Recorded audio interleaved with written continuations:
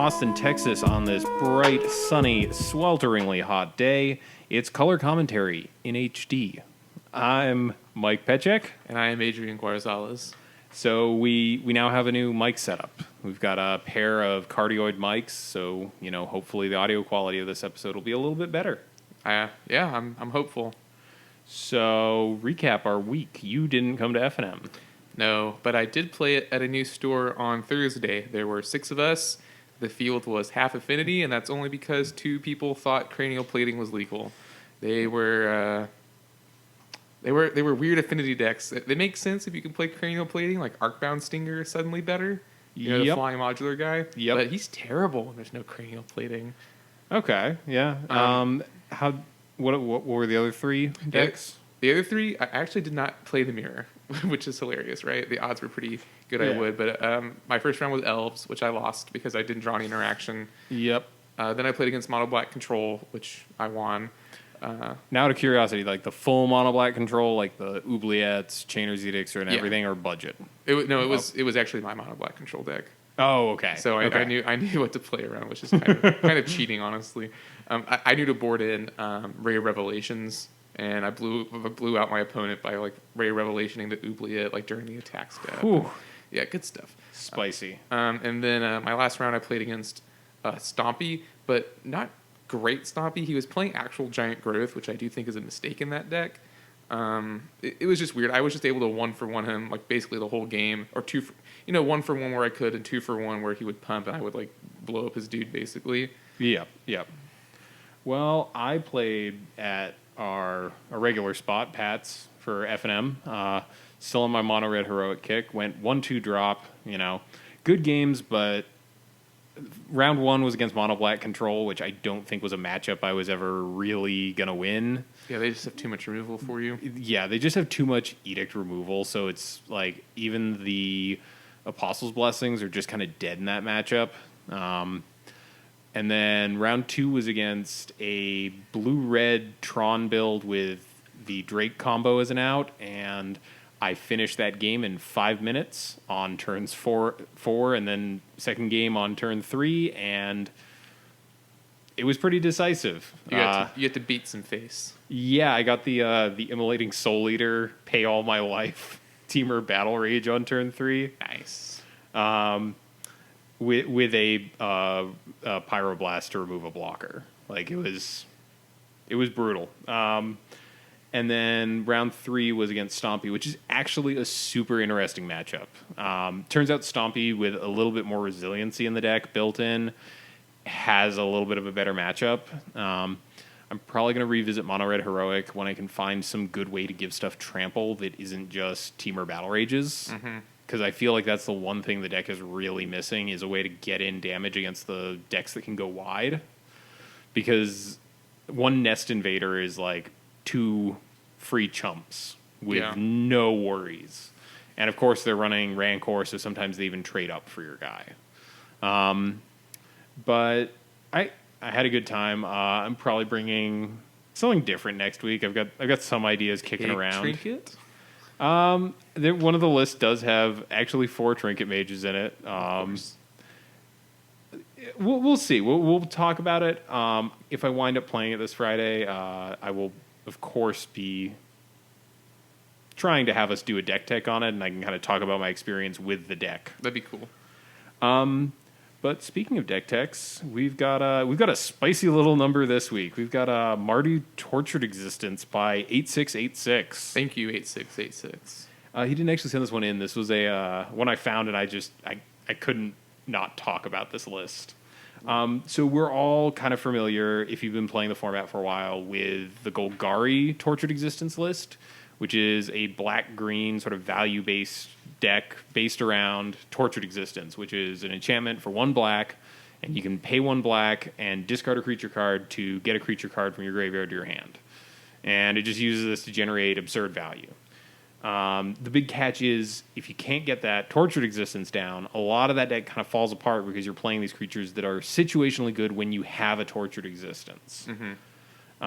And so what 8686 did was, the basic premise of this is, what happens if I just play good creatures that interact favorably with this. So instead of going kind of all in on getting that Tortured Existence, let's just play a black, white, red deck that's good and gets better with Tortured Existence. So you want to take us through the creatures here, Adrian? Certainly. We're going to start off big here. The first creature on the list is Ponyback Brigade, which a few of you might not be familiar with. It's a morph from Commontary. So, you can play it face down for 3. You can flip it up for, I believe it's red, white, black, and 2. Or hard cast it for 5 or 6 mana maybe. Yeah, I think that's right. But you're not ever casting this, because when you flip Ponyback Brigade face up, you also get 2/1/1 tokens, or maybe also when you cast it. Yes, also when it enters the battlefield. So it's a 2/2 for 6 that you get a pair of 1/1s. Right, and so that it's 6 mana for 4 power over 3 bodies. So pretty spicy to include. The next one is Lone Missionary. We know him, we love him. The 2/1/2 drop that gives you 4 life. A 1-of Gurmag Angler. 4 copies of the old Squadron Hawk, so pretty good there. Which I think you always, as soon as you see one Squadron Hawk, you kind of commit to the full 4. Yeah, I think you just get all 4. 3 copies, because the worst case is you pitch them and then you get them back with Tortured Existence later. I think actually in this deck it just sometimes is a great way to tutor up 3 more uses for Tortured. Oh, okay, that makes sense. We have 3 Stinkweed Imps, the Dredge 5. We have a Dredge 5. 1/2 Quasi Death Touch Flyer. We have 3 copies of Auramancer, presumably to get back the Tortured Existence, although I do see a couple spicy enchants later on the list. 2 copies of Grave Scrabbler, which is a 2/2. It's a 2/2 for 3 and a black, but it has Madness 1 and a black. And if you cast it for its Madness cost, you also get a Gravedigger effect. You get to get something back from the bin. So if you pitch it to Tortured Existence, you get something back with Tortured Existence, and then you get something back with its trigger ability when you cast it off its Madness. I'm so glad you know what these cards do. 2 copies of Golgari Brownscale, actually a green creature, but definitely a Tortex creature. It's actually just uncastable in this list. Yeah. But its reason for being here is when you return it to your hand, either by dredging it or Tortexing it, you gain 2 life. Yes, it's I believe it's dredge 3 on that, and it's a very weird card because I'm sure no one at Wizards ever thought that this would get abused in any way besides dredging it. Right. Because it's a very strange. I believe it's worded as like when it goes from your graveyard to your hand, yes. gain 2. Yeah, it's a weird card. And if you got 2 of these, you can just kind of cycle them, so every open black mana becomes 2 life. Yeah, it's great. So yeah, good value. We also have 2 copies of Crypt Rats as a board wipe and to finish games. Now, this one kind of weirds me out a little bit because while you do have Graveyard Recursion, a lot of your stuff is going to die to the Crypt Rats. The only creature in this list that is over 2 power, unless I don't know what Vulture Zaven is, to be honest with you. The only thing over 2 that I know of is Gurmag Angler, which is 5. But everything else we've already gone over is either a 2 toughness creature or a 1 toughness creature. Yeah, I know how good that card can be to finish out games, and if you've got something to dredge with it, you can just kind of start wiping the board if your opponent's not got a way to counter it. And I guess it's a finisher. But it's overall a sweet card. Yeah. And then the last creature we got is Vulturous Haven, which is a 2/2 flyer for 4. 2 toughness. And it's got Exploit. If you sack a creature when it comes in, note it can sacrifice itself. You get a Sign of Blood effect. You draw 2, you lose 2 life. And that seems pretty good in this list where all of these creatures are creatures you can recur and don't cost a lot to go to the graveyard. Especially a card like a Lone Missionary where you could sack it, lose 2 life, Tortex it back out, and play it again and gain 4 life. Exactly. Like it kind of isn't as much of a downside in this list. Let's move on to the spells here. We have 4 in the namesake Tortured Existence. Yep. And again, I feel like that's one where you kind of, as soon as you commit to playing a Tortured Existence deck, 4 of them go in. Yeah, I don't think you can go under 4. We have 4 copies of Faithless Looting. While the first one is a little bit bad, it's mitigated by the fact that you want some of these creatures in your graveyard anyway. And also, the flashback one is just pure value. Yeah. 2 Terminates. Terminate is, I think, the most efficient removal spell in our format that is just a catch-all. Yeah, and the reason I think more decks don't play is that black-red is traditionally not a very good color pairing in Pauper. Yeah, I think this is one of those decks that gets to leverage that, though, because Yeah. 2 mana, just an unquestioned, can't be regenerated, which does come up sometimes in this format. Terminate's a very, very strong spell, but it suffers from the fact that red-black is not a very good combo in Pauper. Yep.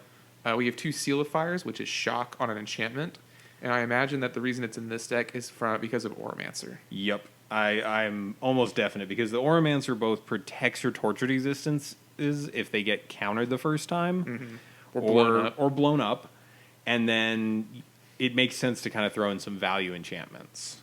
And along that same vein, we also have 2 Deadweights, -2/-2, ATOG killer, as I know it, and a Seal of Doom. And Seal of Doom is it just Doomblade? It is the Doomblade effect, but it's at Dark Banishing's price point, so it's 2 and a black. Gotcha. But yeah, just recurable removal is pretty good in a format that's pretty heavily creature based. And in line with that, we also have a one of Death Spark here, which is where if there's a creature directly above Death Spark, you can return it back to your hand. I believe I'm Sorry. gonna have to look this one up real quick, because Death Spark is one of those weird. Regardless of that, it does a damage to a creature or a player, and then there is a way to recur it from the graveyard. Yeah, so it at the beginning of your upkeep, if Death Spark's in your graveyard with a creature card directly above it, you may pay 1 colorless if you do return it to your hand. So this is interesting because we were talking not you and me, but I was talking to someone the other night about how Order of the Graveyard doesn't really matter in a lot of formats. But if you're playing a deck like this and you're playing Death Spark, you better keep track of your graveyard order. Yes, that is one of the big catches of playing in paper. Mm-hmm. Because online, it's automatic, and you'll be automatically reminded of that trigger as well at the beginning of your upkeep. Right. But in paper, you really have to figure out some way of organizing it and, making sure that you do not move cards around in your graveyard. I think the big reason they're playing it here, the only other deck I've ever seen it played in is Goblins, which has a bunch of sack outlets. With this, you can just Tordex selling back. Right. And then on your upkeep, get this thing back. Then what else do we have? We've got a Crippling Fatigue. This is actually Deep Analysis's brother. They're from the same cycle. It's 3 and a black, excuse me. Target creature is -2/-2, and then it has flashback for 1, a black, pay 3 life. Pretty decent removal spell. You get 2 uses out of it. If you dredge into it, it's not dead. I think I personally prefer Deep Analysis a little more. Yeah. Draw 2 cards. I don't know. I Whatever. mean, that whole cycle was a little all over the place. There's I didn't even realize Yeah. that Deep Analysis was part of a cycle. So Yeah, exactly. I don't remember what the white or red ones do. I remember the green one gets you squirrels, because that was the thing back then. Yeah. Then we got a 1 of Chainer's Edict, just probably one of the best flashback removal spells in the format. yeah, and like you said earlier, if you mill it by accident, it's not a deck card. Yep. Land base, I don't think we need to go over. We'll be linking the full list, and it's what you'd imagine. It's white, black, and red lands. Some combination therein. Yeah. Now the sideboard. This sideboard is one of those gorgeous sideboards where it's all 1-ofs for the most part. There's 3 2-ofs, but start us off, Adrian. Yeah. Let's go through this. First, you know him, you love him. Circle of Protection red. Don't leave home without it if you're in white. My opinion. Yep. Next up, we have a Dawn Charm. Would you mind doing a rundown of Dawn Charm? So Dawn Charm is 1 and a white. It's an instant. It can either fog, so prevent all combat damage. It can regenerate target creature, or it can counter a spell that targets you. And is this a color-shifted version of Seed Charm? I don't know. Is there a card that you know of that I've never heard of? Is this... It was from Planar Chaos, Yeah, I believe. those are all... It and Piracy Charm are both color-shifted versions of But older it doesn't charms. have the color-shifted border for it. Okay, I'm not sure about that then. But the main thing is it's 3 worthwhile effects. The regenerate target creature is kind of the least useful of the 3, but it does stop those really, really threatening attacks, and it does also stop rolling thunders that target you. And it's not just like prevent all damage to something that's dealing damage to you, it's counter it. So it can kind of blow out Tron sometimes. Does that mean Flaring Pain does not work either through a Hope Charm? So if you use the fog effect, Flaring Pain does work. But if you use the counter all damage... Yep. Well, it's counter target spell that targets you. Oh, gotcha. You just don't have to be the only target. We also have a 1 of Seal of Cleansing, which is Disenchant on an enchantment. Yep. Actually, I think this might be the closest I've ever seen to the entire Nemesis seal of cycle getting run in one deck. Yeah. Next, we have a Core Sanctifiers, which is a 2/3, which has a kicker of white, and when you kick it, you can destroy an enchantment or artifact upon its entering of the battlefield. Yep. And now we're getting into the spicy stuff. We got one of Wispmare, and Wispmare is a creature from Lorwyn. It's got Evoke for 1 white, and when it enters the battlefield, you destroy target enchantment. If you hardcast it, it's 2 and a white for a 1/3 with flying. So obviously the value here is, it's a recurable spell with Tortured Existence. Yes. And while it's a little bit narrow, it's decent, right? Well, it blows up enchantments, and you can get it back. So yeah, it's fine. I think a big theme of this list is recursion, as is with any Tortex list. But this one takes it a step further using the Auramancer Seal of packages. And I honestly haven't seen many Tortex lists that run Evoke creatures. Yeah, which kind of surprises me. I mean, you're usually in black-green, so you're missing out on the really good ones. Like if Briarhorn or Shriekmaw were commons, I feel like those would get used. Yeah, Shriekmaw, definitely. What else do we have in this sideboard? We got 2 more Chainer's Edict, another Crypt Rats.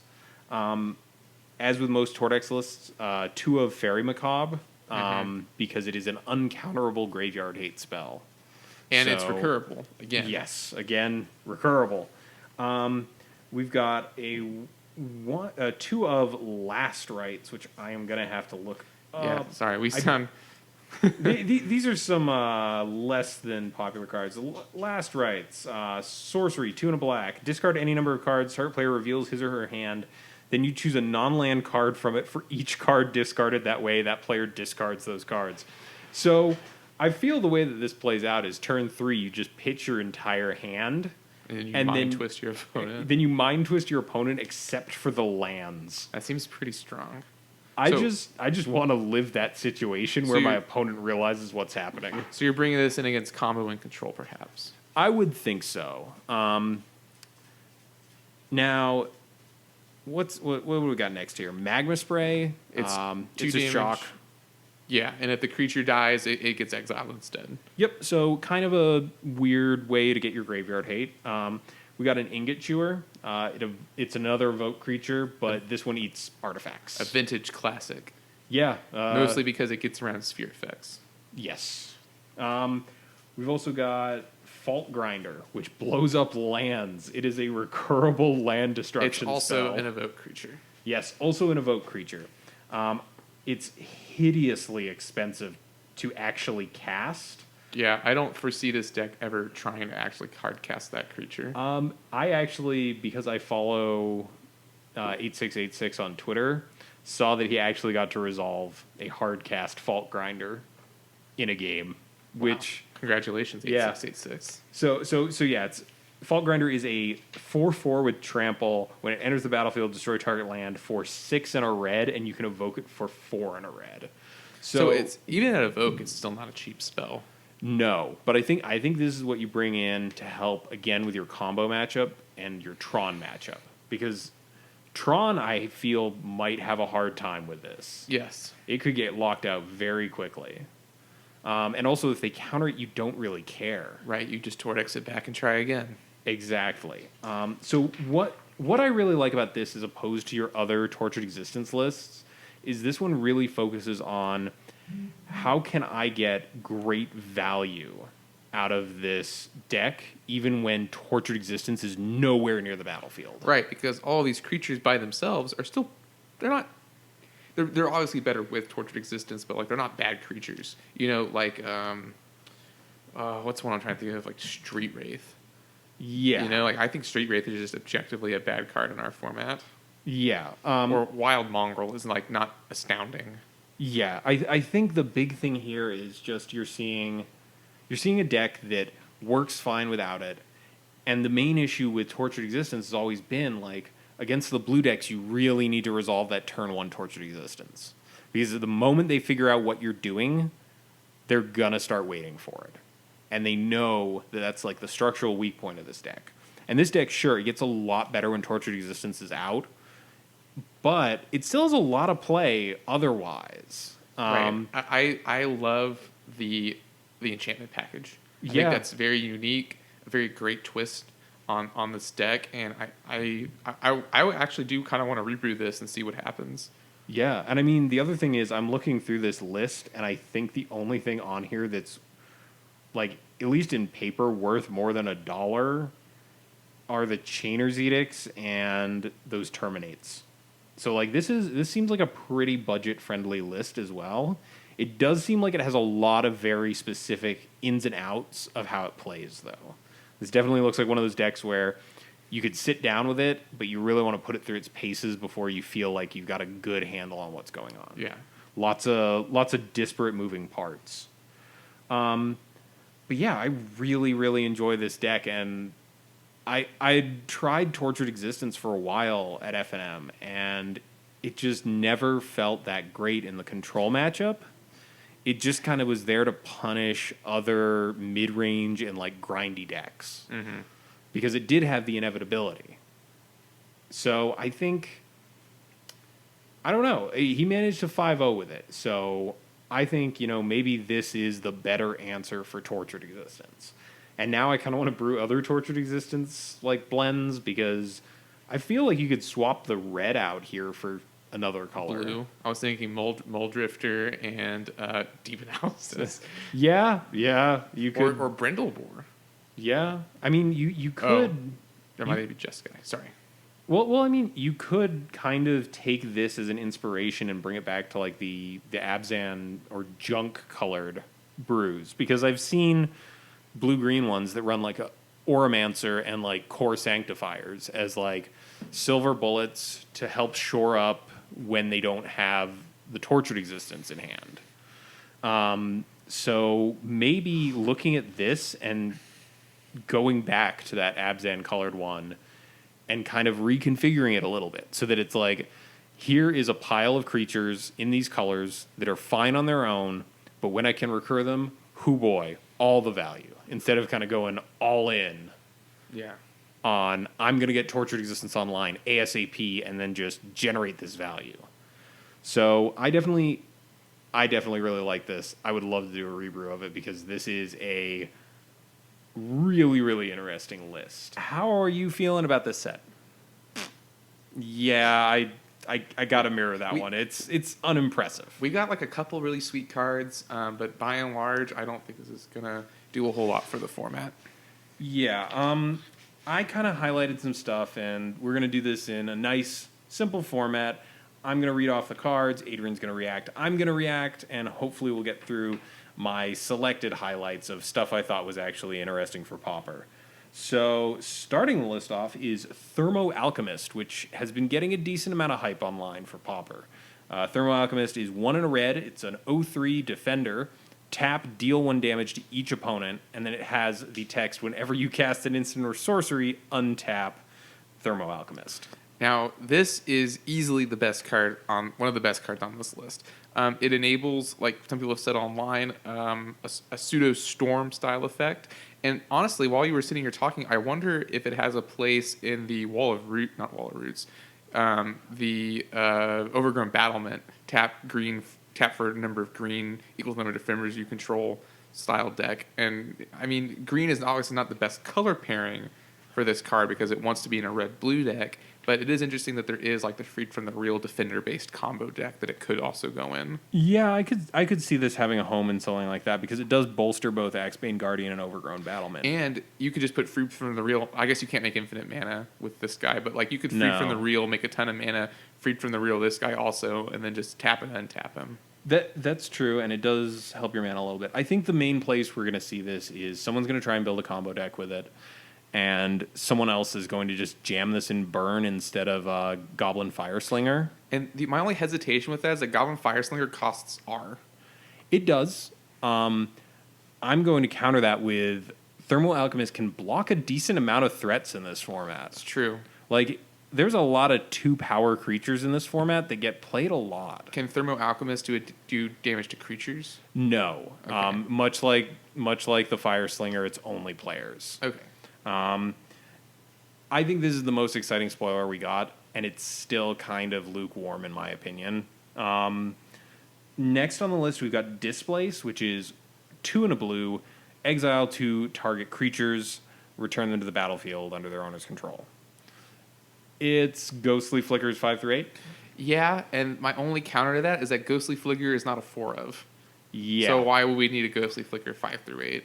Yeah. I think the one interesting thing about this and why I kind of wanted to bring it up is it does indicate that since Wizards has confirmed they do kind of pay attention to Pauper in development, this kind of points towards Ghostly Flicker not being the part of the Drake combo that's up for a banning because they just printed a replacement effect. Right. Now, granted, it's a little bit more narrow, but it does suggest that if either half of that combo gets banned, and I hate talking about it this early into its legality, if part of the combo gets banned, it's more likely going to be the Drake. Yes, I agree. And, you know, it's going to ban the thing that makes the mana. And in this case, it's the Drake. Because even without the Flicker, Drake is a free spell. Yeah, and I just wanted to bring it up. You know, it's similar to a powerful effect. Can't hit artifacts, can't hit lands, but it is there as copies 5 through 8 if some deck actually needs that. Mm-hmm. Next up, we've got Succumb to Temptation, 1 and 2 black, instant, draw 2 cards, lose 2 life. It's Sign in Blood, but an instant. It's actually Night's Whisper, but an instant because it is you draw 2 cards. Oh, okay. It Gotcha. doesn't have the option to go to the dome. Does Mono Black want this? No, we talked earlier before the podcast, and Mono Black wants to spend turn 3 playing a Rats or a Rager, I think. Yeah, not holding up mana. They are super congested on 3 mana as is, and the double black just kills this for me. If it was instant speed, 2 colorless and a black, I could jam with that. Like, well, yeah, you would play it in you could play it in Teachings, over the flashback one. Think twice. Yep, you definitely could. I don't know. It exists. I'm sure it'll see some play. It's not dreadfully exciting, but it sure is an instant speed Night's Whisper. Next on the list, we've got Bloodbriar, which is a super interesting card. And Bloodbriar is 2 generic and a green for a 2/3. Whenever you sacrifice a permanent, it gets a +1/+1 counter. And we had thought of this in that Aristocrats deck that we actually have yet to cover. But basically, it goes in a deck with Nantuko Husk or Bloodthrone Vampire. And let's not forget also Evolving Wilds and... Well, that's the really interesting thing about this. It triggers off of Evolving Wilds. And Terramorphic, yeah. So just a green deck that plays Evolving Wild. A more than one color green-based deck could play this card and get some value off of it. Yeah. Maybe this could even go into Pig Trinket. Maybe. You're sacking a bunch of stuff. You're recurring it. It doesn't seem terrible. I also saw people even pointing out that, like, this could see, like, some sort of play maybe out of Stompy in the sideboard against Mono Black, because all they have is Edict effects. You also already have a couple of Nest Invaders in the main deck, which generate tokens that you can sacrifice. Right. So maybe this becomes a sideboard tech thing. Regardless, it's a 2/3 for 3 mana, which is a non-terrible body. It does a very interesting and so far unique thing in Pauper, because we've got like Carrion Feeder that gets +1/+1 counters when you sacrifice something to it. But this is the first example of something where it's kind of like it needs something else to work with it. But when you've got that something else, it seems pretty good. Like, this could definitely get out of control pretty quickly. Plus the extra point of toughness I really like, which means it can kind of block a little bit better than some of its, evenly matched compatriots. I don't know. I'm curious. It's a tree with blood in it. Next card. We've got Otherworldly Outburst, which is 1 red for an instant. Target creature gets +1/+0, and until end of turn, if that creature would die, you get a 3/2 colorless Eldrazi Horror token. Yeah, and we had marked this down as being maybe interesting in Mono Red Heroic or Goblins, but I'm actually not 100% sold even in those 2 decks, because your creature would have, at best, you're trading your creature for their creature, and then you're getting a 3/2, but it costs you 2 spells to do so, right? It costs you one of your actually good threats that has Heroic on it, or a Goblin, and this spell. So I'm not 100% sold even in those scenarios. So I had talked about this with some people, and in Mono Red Heroic, people were pointing it out as sort of a last ditch, like you've targeted my dude with a removal spell, specifically a Crone Crusader, the heroic guy who puts out 1/1s with haste. The idea is like, oh, you Doombladed my Crone Crusader. In response, I cast this to get a 3/2 instead, plus the 1/1. Okay. So kind of a counterspell against removal. Yeah, and it is just if it dies. So, maybe, they had the combat trick you didn't expect them to. It's like, okay, well, I'm not winning combat now, but I am getting a 3/2, which is a non-insignificant body. So I can kind of, block on your turn or start cracking in with this. And with goblins, you do have 8 sacrifice outlets. That's true. So, also you could just play this during your upkeep on a Mog War Marshal that you have no intention of paying the Echo on. So I'm kind of just thinking that this, maybe it's more of a sideboard thing for those matchups where your opponent has a ton of removal and you just want something out of it. But it was interesting. It's also, I like the fact that it's just 1 red. Yeah. I like any sort of trick that takes 1 mana to cast. And a 3/2 is not insignificant. That's a pretty decent body in these aggressive decks. Yeah, and it's a Delver-sized body. I mean, I'm not trying to say that this card is Delver. It's right. It's pretty far from. But it just so happens that 3/2s are powerful in our format. Yeah, sometimes trades up. I feel okay about this card. Moving on, we got Grapple with the Past. So Grapple with the Past is 1 and a green. You mill 3 cards off the top of your library, and then you get to get back a land or a creature from your graveyard. So this is Corpse Churn. This is Corpse Churn, but you can also get back a land, and it's in green, and it's kind of a continuation of the whole commune with the gods sort of thing. Now, interesting thing, Commune with the Gods, the weakness of Commune with the Gods is that it can't actually get you back lands. So while this doesn't dig as deep, it does have the replacement of, I could grab a land instead. So I do like it in that regard because sometimes you want to hit the land, and I think Satyr Wayfinder is, and that black-green one, Drown and no, that's the other one, Grizzly Salvage, yes, are the only 2 that actually get lands. And so anything to up the land count, because Commune with the Gods, getting an enchantment is nice. Commune's just a creature, I believe. It's creatures and enchantments. Oh, it is? Yeah. Okay. So getting back the enchantment is nice, but I think 9 times out of 10 I'd rather have the land. Well, so the interesting thing here is Grapple with the Past is slightly different in formatting. Mm-hmm. Commune is you look at the top 5 and you pick one from those 5. Right. Grapple with the Past just says return from your graveyard. Yeah. So you can get back something that was already there. Right, which is actually pretty sweet in my opinion. Yeah, so I'm gonna give this one, kind of the deference that I should have given to Murasa, the Pulse of Murasa, because I underestimated that.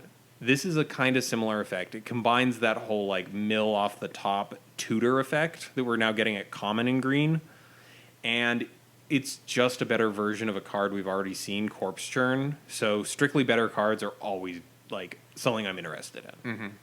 Mm-hmm. Next on the list, Spontaneous Mutation. Spontaneous Mutation is 1 blue mana for an aura with flash. It enchants a creature. Enchanted creature gets -X/-0, where X is the number of cards in your graveyard. I mean, it seems okay. We talked about how blue is kind of hard up for removal, so maybe this is fine, but it definitely negates a Gurmag Angler on attacking, right? Because those decks that are running Gurmag Angler are going to probably have a hard time removing an enchantment. So, yeah. It does do that. And plus, since it goes into it's cards in your graveyard, so you've hopefully been preordaining and pondering and, doing blue stuff, doing blue stuff the whole game, so... I just feel that there is a place for this because it is in blue. It does have flash, which is the very important part about this, which makes me like it. Definitely. Is the fact that it can be a combat trick. And it costs you. Yeah. So it's cheap. Yeah, it's dirt cheap. It could kind of neuter an aggressive creature. And I think the home, if there is a home for this in the format, would be Mono Blue Delver. As a tempo play. All right, swinging in, neuter your guy so he won't damage my guy. Even if I don't trade, I've taken a threat out of the equation, and I can keep bashing in. Yeah. The catch with this, again, is it's -X, -O. So you're never killing something with this. At best, you're stopping it from being a trade into a one-way you kill their dude. And then it doesn't feel great. So I think this is one of those effects where if it cost more or didn't have flash, I would never even look at this card twice. But the combination of those two factors, just the fact that it is so dirt cheap and it does have the ability to be played mid-combat, makes me kind of interested in this. Yeah. It's interesting. Next up, we've got Ironclad Slayer, which is kind of a little bit of a riff on Auramancer. So it's 2 and a white. You get a 3/2, and when it enters the battlefield, you may return target aura or equipment card from your graveyard to your hand. It's actually pretty interesting. So like I said before, 3/2 is not insignificant in the format. It's stat-wise, it's an upgrade from Auramancer. Sure, its range is a little bit more limited. It has to get back auras or equipment, which might be a little weird because the best aura in our format is Rancor. Yeah, our best aura is a Rancor. Our best equipment is Bone Splitter, which is kind of just a bad Rancor effect. Yeah, and I'm not even sure, like, does this card go in Boggles? Like, as a sideboard tech to recur auras? I don't know. That doesn't seem very good, I guess. It seems a little hard up for a home here. Like, I think it's interesting, and I'd like to see where it goes, because it is again, Auramancer has a place in this format, and because of that, this weird kind of but not really upgrade interests me. Yeah, I think not getting back straight enchantments is a problem, because like you said, our best equipment is Bone Splitter, and Bone Splitter is more often than not like a one-of. Like, why would you care about recurring your bone? If your Bone Splitter is dead, you're like, yay, my opponent wasted a spell killing my Bone Splitter. Like, let's be real. What equipment have you seen played in this format? I can come up with Bone Splitter. Flare Husk. Oh, I guess Flare Husk is but an equipment. Affinity doesn't want this card. If I wanted this effect, I'd play Sanctum Gargoyle. Yeah. I guess that's a valid point. Like, Sanctum Gargoyle does half of this, Auramancer does half of this, and I guess this is really just a question of, is the multi-tool better than the two tools separately? Yeah, well, but again, this does half of what those two splice together, because Sanctum Gargoyle returns an artifact. Yep. And then Auramancer returns an enchantment. This is a very specific subtype of those. So I think that the single types do better, because when I was playing Sanctum Gargoyle, recurring like Mirror Enforcer and then playing it was awesome. Yeah. I've got my eye on this. I'm not convinced that it has a home. I'm thinking maybe like if there's some sort of white beats deck that needs a way to recur auras and equipment, like maybe Cyborgs might want this. Cyborg's the only one I can think of. Yeah, it's not also, a very good deck. It's also a soldier, right? It is a warrior, which actually puts it out of the mono white soldiers deck. Okay, never mind. So it's just kind of, it's not even helped out in that minor way. Like you don't get this guy for 2 off Ballyrush Banneray. Let's move on from the Slayer. Sorry. Next up, we've got Ingenious Scob. This guy's a little interesting. So 2 and a blue gets you a 2/3 zombie horror with prowess and 1 blue, and it's got the Flowstone ability. It's +1/-1 until end of turn. It's not bad. I think people have pointed out that Frostburn Weird does see play in the format. This has prowess, so we have written here in our show notes, makes all spells have kicker +2/+0 essentially. So yeah, you ponder, he gets prowess trigger, you can amp him up. I don't know if this is main deckable, because the 3-drop slot in Delver is Spire Golem. It's Spire Golem, and it's I guess the Ninja's more. The Ninja's a 2-drop. Never mind. Yeah, but it's Spire Golem, which does seem a lot better. That being said, maybe this card isn't a Delver card. Maybe this could be more of a Kiln Fiend style card. I don't like the big mana investment for Kiln Fiend. Right. I think this might be a competitor for Frostburn Weird. Frostburn Weird was 1 mana cheaper, It did also have it's a 1/4 instead of a 2/3, so you're still getting the same amount of power and toughness. You're still able to give it the +1/-1. I think the prowess is a pretty big upside. I think the idea of having every spell you control have kicker 1 blue, ingenious scob gets +2/+0 is a non-negligible factor. And yeah, I'm just interested in this one. It seems not exciting, but So okay. The theme so far for these spoilers seems like mediocre, but maybe some decks could play it and try it out and see what happens, and maybe prove us wrong. Maybe some of these cards are actually bombs waiting to be released. But yeah, I'm not dreadfully impressed by this set. A lot of this stuff does kind of seem like niche play or sideboard play, or maybe this could go in X deck, but probably not. But we're also coming at this from a classic Pauper standpoint. I wonder how this set review would change if we were reviewing this for standard Pauper. For standard Pauper, most of these look pretty sweet. Yeah. I don't know. Most of the stuff we've covered so far seems like Scob actually seems really good. Yeah. I mean, I know that when Cons was still in the format, Blue-Red Prowess was a force in standard Pauper. But let's move on to one that I've got here that I just really wanted to touch on because it is a little unique for our format.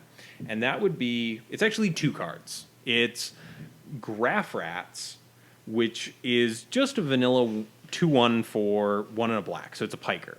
And then its little buddy, Midnight Scavengers, 4 and a black for a 3/3. When it enters the battlefield, return a creature card with converted mana cost 3 or less from your graveyard to your hand. Now, I admit that I left something out here. Graph Rats also says, at the beginning of combat on your turn, if you both own and control Graph Rats and a creature named Midnight Scavengers, exile them, then return them to the battlefield as Chittering Host. Now, I'm sure most of you have seen the image, so it might not immediately make sense as to what the hell's going on here. The back of each of these cards has half of a double-sized card, so they fuse into one greater thing. And the backside is Chittering Host. It is a 5/6 Eldrazi horror with haste menace. When it enters the battlefield, other creatures you control get +1/+0 and gain menace until end of turn. And that's pretty good. That is a brutally large game. That is... oh, man. But there's a lot of setup involved. Yes. I think that's the thing. We only got 3 of these meld cards, and I think they were a very big design jump for Wizards. Right. I will point out that, maybe you play the Graph Rats early on. Later in the game, they die at some point, they chump block something. Then you play out the Midnight Scavengers, who get back the Graph Rats. And a 5/6 with a pseudo Bushwhacker effect that gives everything menace and itself has haste and menace seems non-negligible. That's a pretty big body. It's got to be blocked by 2 things. The catch being mono black control is where I could see this fitting, and it's not very good there. Right. Swinging in with Grey Merchant as a 3/4 with menace is pretty unexciting. You'd rather just play more Grey Merchants. Mm-hmm. But what are your thoughts on this? I don't know if it would go in mono black. It might go in more of a control-y deck where you can play maybe multiple anglers and then attack for 15 all in one turn. Yeah, I could see that. But it seems like it folds pretty hard to graveyard removal, like you said in your if you don't have the rats. Well, I guess you could also hold on to the rats the whole game and then play them both in one turn. So let me posit something to you. Would you pay in Pauper 7 mana for a 5/6 haste with menace that when it enters the battlefield, all your creatures get +1/+0 and menace? I think I would. I think I would. I don't know what deck that might go in. Maybe Tron. A big mana deck, but I'm just not sure because the Tron decks now are set up with Pulsa Marasa and Peregrine Drake, or at least that's one of the really good ones, and that just seems way better than this. Yeah, I I think it's really cool. I like that Wizards is kind of pushing the design boundaries with this game. Mm-hmm. I've seen actual footage of what the cards look like, and it's hilarious because it is really intimidating when there's this comically oversized creature. I wonder how they'll represent that on Moto. That's interesting. They've actually confirmed it. On Moto, it's just regular sized. Gotcha. And then if you zoom in, it actually shows you both halves of it. It does also seem like a real pain in the ass because people still don't know what to do with their Delvers in paper. Whether, you bring a checklist card and you have them separately, if you sleeve them up and you flip them, no one can agree on that to begin with. So if this sees play, I'm curious to see how people try to play with it. Yeah. But I did just want to touch on this one because it's a very unique mechanic. There's literally nothing else like it in Pauper. None of the other ones of this cycle are common. Yes, and also if you can get this to work, hoo boy, that is a beating. Like outside of like elves or other like swarm token decks, something's getting in. It's just a shame that like Mono Black Suicide is not a real deck because this seems good for that deck. The catch being, if you're getting to 5 mana in that deck, you're probably already dying to your own Carnophages. Yeah, exactly. Like, the dreamer in me wants this card to be real. The entire rest of my adult mind says, no, this isn't happening. Don't try and make it happen. But I can dream. We all have our little dreams. Next up, we're going into weird pseudo-colorless land. So one of the new mechanics is Emerge, and Emerge I do want to cover quickly because it was kind of confusing to some people I've already talked to about it. So when a card has an Emerge cost, it has its regular mana cost, and then it has Emerge. For example, this first one we're talking about, It of the Horrid Swarm. It of the Horrid Swarm costs 8 generic. Or you can cast it for Emerge. And it has the Emerge cost of 6 and a green. And the reminder text is you may cast this spell by sacrificing a creature and paying the Emerge cost reduced by that creature's converted mana cost. So, with this one, 6 and a green, if you can sack something with converted mana cost 6, it costs 1 green. Right. The colored mana cannot be removed out of it. You still have to pay that no matter what you do. And this mechanic was almost really good and really busted, and it's okay. Like you said earlier, the magic words reduce its mana cost. Yeah. But Affinity, this ain't. Yeah. So with this case, it's 8 mana usually. It's got the Emerge 6 and a green. When you cast it, you get a pair of 1/1 green insect tokens, and it itself is a 4/4. So I don't know, maybe. At what point does that become good? At what point, like, how little do you have to pay for 6 mana, for 6 power across 3 creatures to be worth it? I'm inclined to say if I can drop this down to like 4, I'm starting to get real happy about it. I was gonna say 3. 3, I'm stoked. 3, that's a 2 for 1. I'm trying to think. What kind of tokens does it bring? Insects? Insects. 1/1 insects. So Pair you're trying to reduce it by 6. I mean, I could see this. You could do this on a Muldrifter. If a Muldrifter, you're paying 2 mana for 6 power. I think one of the interesting things I do also want to talk about before we get too into this is the fact that those tokens do come on cast. So no matter what, you're getting the 2 tokens. Mm-hmm. So even if, they had that counterspell you were sure they didn't have, you still get something out of it. It's not great. But, and the other thing that kills this one for me is the 8 mana. It is just outside the realm of where Tron can get, and it competes with Ulamog's Crusher. Which is already an amazing card. And the only other card that I thought might replace that was the Eldrazi Devastator, which is like the 9/7 with Trample, and that didn't replace Ulamog's Crusher. So yeah, It of the Horrid Swarm. I've seen people online talking about it and getting super hyped about it, so I'm not going to completely write this off.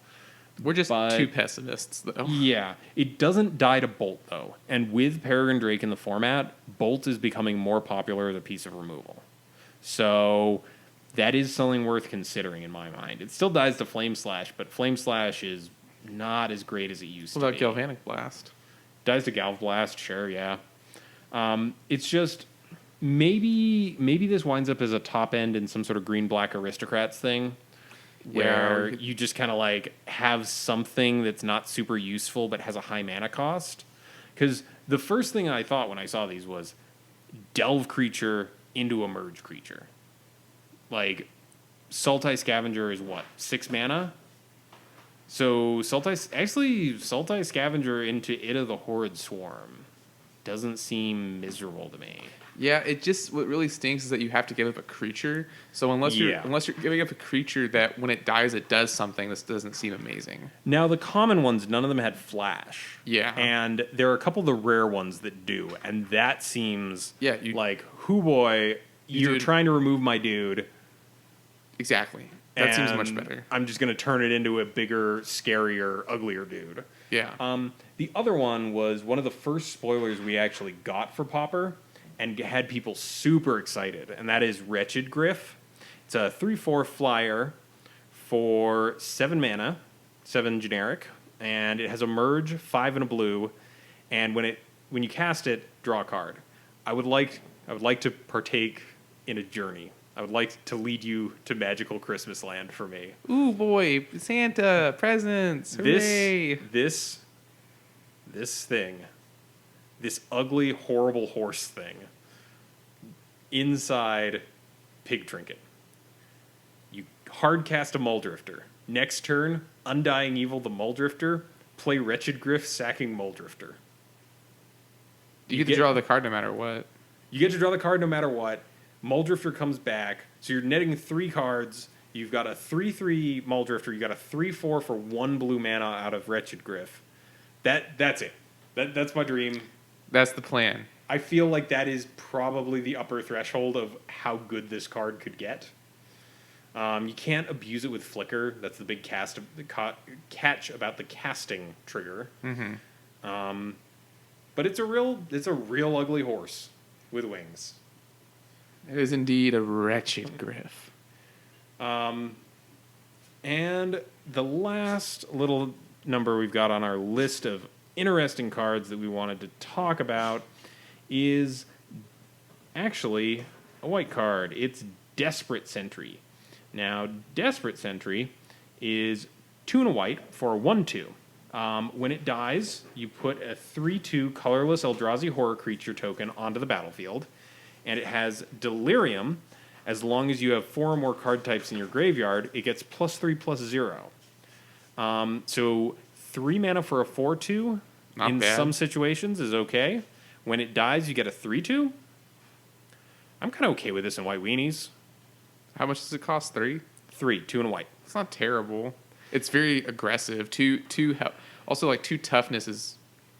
Well, I mean, it's disfigurable, or dead weightable, which kind of stinks. But Fireboltable, yeah. Two toughness is a big liability in our format.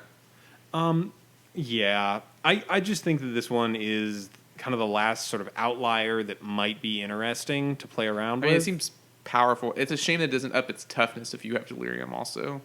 Yeah, we are very much as an Eternal format, we have Lightning Bolt. Right. And Lightning Bolt, while, saying dies to Bolt is kind of, a dismissive way to argue against something, it's something you do have to consider. Well, also, our format is characterized by extremely efficient removal and not as efficient creatures. So your creature has to do something pretty good in order to make it on the list. Well, this dude does leave behind a 3/2 afterwards. If you have Delirium. No. You get the 3/2 no matter what. Oh, if you have Delirium, it only gets the plus? Okay, that's much better. Yeah. So in that case, it's sort of like a version of Loyal Cathar, because when it dies, you get a slightly weaker version of the other creature. Yes. And I was talking with some people, and they did point out the comparison to Loyal Cathar. This doesn't compete over the mana cost, so maybe you run both. Maybe you just kind of run this weird, hard-to-kill White Weenies variant. And, dude, Loyal Cathar is a huge pain in the butt to get rid of. So, that's actually not so bad. This is also even better than Loyal Cathar because they can't kill it and then Bojuka Bog you. Because Loyal Cathar itself returns back to the battlefield, whereas this leaves behind a buddy. I'll present a counterpoint. If it's fairly late in the game, it's hard for them to use a firebolt efficiently to kill Loyal Cathar because it returns on the end step. Right. So they can't firebolt at the same turn. This dude can just be eaten up by 2 firebolts in totality. But then you're 1 for 1ing, so it's not super terrible. I mean, black-white with this and Undying Evil doesn't seem terrible. Yeah. Get back a 5/3. I have a 3/2. Yeah. I think my big issue, how does white get Delirium? Creature's easy. Land is a little trickier. Artifacts are like, it doesn't. White Weenie doesn't run any self-sacrificing artifacts. No. Like, I would like this much better if it was green, because green has self-mill strategies.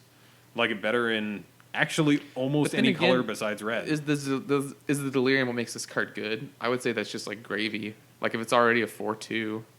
Well, it's a 4/2 if you have Delirium. Otherwise, it's a 1/2. Oh, I misunderstood you. Yeah. Okay, that doesn't seem very good at all then. Yeah, I think the fact is, it's just kind of okay and interesting, and I wanted to bring it up. Yeah, gotcha. And that's honestly, if I had to review this set in one sentence, it would be okay but interesting. Yeah, nothing too great on the popper front. As far as we're concerned, I'm sure other people have different opinions. The Alchemist we discussed in the beginning seems to have a lot of potential, but yeah, by and large, I don't think a lot of these cards will make it into the format. Yeah. Honestly, like, personally, I have a Peasant cube, so commons and uncommons. There were, like, 2 cards in this I wanted to put in my cube, and usually there's at least 5 to 10 things I consider out of each set. Even, like, when core sets were still happening, there were usually, like, a handful of things I really considered, and this, there's just not a lot there. Like, when one of the common slots is getting taken up by a 2/1 artifact creature for 2 with no other text. That's bad. Yeah. Well, hey, Terrarian reprint. Terrarian reprint with, like, neat art. I'm getting 4 and foil. Are you? Yeah. That indicates to me that you're playing Terrarian, which seems like a bad life decision. No, dude. You played in the all-in combo ATOG fling deck. Okay. No, okay. Man, I want 4 foil Terrarians.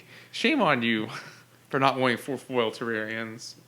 Oh, I'm sorry. Well, I actually might want the other one. The other one's that cool rainbow thing going on. Yeah, it's actually interesting because the art does kind of look like the same vessel out of the original Terrarian.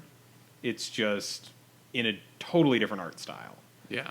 But one of the interesting things I wanted to get your opinion on was, for a long time, people have been pointing out that the term power creep gets thrown around, right? Where the power of certain cards is going up. Creatures are way better than when I first started playing this game, and spells, not so much. I mean, Balduvian Horde used to be a playable creature, so yeah, go on. Yeah. So now we're getting stuff like Gurmag Angler, like hyper-efficient, really large threats. Or like outside of our format, like Tassiger. Tassiger, a lot of the time, is a like 4/5 for 1 black that has this sweet graveyard ability where it like messes with the graveyard. Are we hitting the point where creatures are starting to come back down? Do you think, because we're getting like better spells over time? I'm not sure because Siege Rhino was a card. Mm-hmm. Well, I think Siege Rhino, they may have underestimated how hard people were willing to go to get into 4-color mana bases. I don't know. That's actually a really good question. Again, it's very format dependent. It's honestly hard for me to evaluate standard. But if you look at creatures that are being played in non-rotating formats, let's look at it at Eidolon the Great Revel. It's a 2-drop that hoses other decks. It's awesome. Yeah. Let's look at Siege Rhino, playable in Modern. I've seen it played in Nickfit in Legacy. Yeah. Those are all a little bit older. Let me see if I can think of a creature a little bit newer that's still being played in Eternal formats, and I'm kind of drawing a blank. Can you think of any? What do you play in Legacy? Oh, Eldrazi. Whoops a doodle. Whoops a doodle. That is totally my bad. I play Eldrazi in Legacy. All right. So that's fair. Those creatures are amazing, but the reason they're amazing is because they're powered by these old lands also. Yes. So they're not like independently amazing. So let me hit you with this. How good is Warping Whale out of Oath. The colorless charm. It's great. Yeah. Like, I love that card. I feel like we're starting to see a return of slightly better spells. Yeah. Like, we're not gonna say that like Treasure Cruise is an example, because everyone in R&D was like, this was a mistake. We didn't think Even people would Dig Through like. Time. Yeah. Like, those are two extreme examples. I don't know. They should have thought of that. They printed those in a format with fetch lands. They should have thought of it. Yeah, there's a pretty big argument that was all on Wizards, but like, I think that we're starting to see slightly better spells coming back, and creatures are slowly getting rolled back. Also, Wizards is learning that discounting costs on things is very tricky to do well. That might be true from a common standpoint. You know, we didn't even touch on Galvanic whatever or the Sorcery Speed AK that just got printed, right? True. And like those might see play in Pauper. Those are fine cards. But yes, there's a distinct lack of like good creatures at common, especially lately. You know, there's no Sakura Tribe Elder or Mole Drifter, or you know, those cards are also super old at this point. Yeah, I feel like we're kind of maybe on a turning point, because there aren't a ton of super exciting creatures, but we're starting to see slightly more interesting spells. Yeah. And Mark Rosewater did at one point talk about an ebb and flow power creep design, where if you kind of tweak what's powerful, it creates this illusion of a more static power level. Because you can, if 1 year spells are super powerful and then 2 years later creatures are super powerful. Obviously, I'm condensing this way down. Mm-hmm. You know, it kind of gives this idea that, you know, when you look back at the last 3 years, you go, oh, wow, there are powerful creatures and powerful spells. So I think that's something they have been thinking about. And we're about to go somewhere with artifacts. So I'm super pumped for that. I would love some new toys for my Affinity deck. Oh, boy. I love artifact synergies. So while I don't want to say, like, boo Wizards, Eldritch Moon sucks, I'm going to say that I'm happy that I get a break on my wallet. Well, that being said, Spell Queller was in this set. You know, Yeah. that's an awesome creature. Yeah. It's a rare, granted. Yeah. But, there's nothing really for us at Common, I don't believe. There's nothing I'm like, sign me up, or this is the next Treasure Cruise, you know? Yeah. I'm just, I don't want to say I'm disappointed with Wizards, but, like, it's just unexciting. I'm glad that this means that I can save money on this set and not, like, open any product or anything or feel any desire to, like, grab anything more than a few cards, because it means I can play Conspiracy when that comes out in a couple months. Yeah, Conspiracy. I'm stoked for Conspiracy. Rarity shifts, interesting cards. I'm more reprints. Excited for them. Yeah, reprints, big deal. The other interesting thing is, I don't know if they're doing Conspiracy online this time. They didn't last time. They didn't last time. Maybe they figure out a way to do the Conspiracies and the draft affecting cards on Moto. Maybe we get Vintage Masters too. You know, just saying. Ooh, because that's how they introduced all those all the Conspiracy cards that they wanted on Moto. But we already had it. We already had a Masters set, like in paper. I don't know. I feel like they want to make sure that Moto is getting the same cards that we are. Yeah. Because there's some stuff out there, like Custody Squire doesn't exist on Mitgo at all. And while it's not the most exciting of cards, it just doesn't exist online. And that's weird.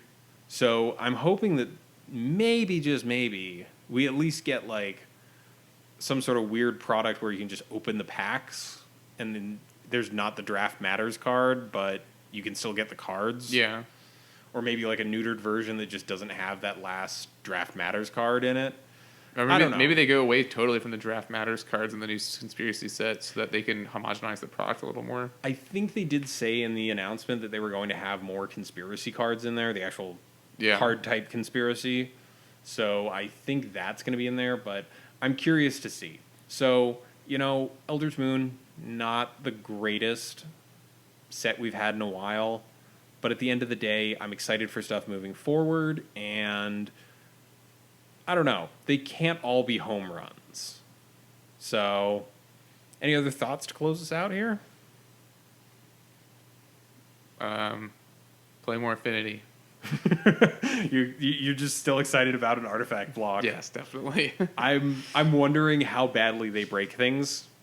Like, there's just every time they've had a block with lots of artifacts, So, things have gone a little upside down. interesting piece of trivia I did not know. Did you know that Urza's was supposed to be an enchantment block? Yes, there's a ton of cool enchantments in it. Did not know that. Yeah. You wouldn't know that from the cards they printed, would you? Yeah, no, well, from the cards that saw play at the time and still see Eternal play, it's like, yeah, no, that was an artifact block, right? No. It was all about enchantments. Yep. Did not. Well, it's just that like Tolarian Academy is way better than Sarah Sanctum. Yep. And I'm sure in design they actually thought it was the other way around. Yeah. But from what I've heard, that was one where they kind of rushed design. They had no excuse on Mirrodin. Mirrodin block was a terrifying mistake. But I like it when they make mistakes. So. no, that's totally fair. Like that's where Eternal playable cards come from a lot of the time. It's like, we probably could have made this a little bit less powerful, but Even we didn't. even Scars, there were mistakes. Mental Misstep. Yeah. Phyrexian mana in general. Yup. That was probably a mistake. They're learning though. Like, Emerge didn't get broken, and that was the first thing. As soon as they previewed Wretched Griff, I was like, they're gonna mess up once. There's gonna be something that's stupidly powerful. But then could it be said? There's something also to be said for playing it too close to the chest. Well, I don't think they played it too close to the chest. I think they played it just right for Standard. It's just, we play an Eternal format. Right. Like, you're in a format where creatures are compared to stuff like Delver and Muldrifter. Like, Muldrifter is a defendable, like, early pick in a powered cube. Yeah. That's how powerful of a card that is. Yeah. So, I don't know. I feel like they played it just safe enough without making them completely worthless. Yeah. All right. Well, I think that's about time for today. All right. Well, special thanks to Pat's Games for giving us a place to play a weekly popper. Thanks to Elle for the use of his song Quantitative as our theme song. His music can be found on SoundCloud under the name LLL. Please subscribe to us on YouTube, follow us on Twitter, and like us on Facebook. We're also on iTunes, and if you subscribe there, please leave us an iTunes review because it really helps us out. If you have an idea for a discussion topic or a deck list you would like for us to discuss, you can either use the contact form on our website or email us directly at colorcommentary@gmail.com. I'm Adrian Guarzales. And I'm Michael Petchik. And we're signing off from Color Commentary.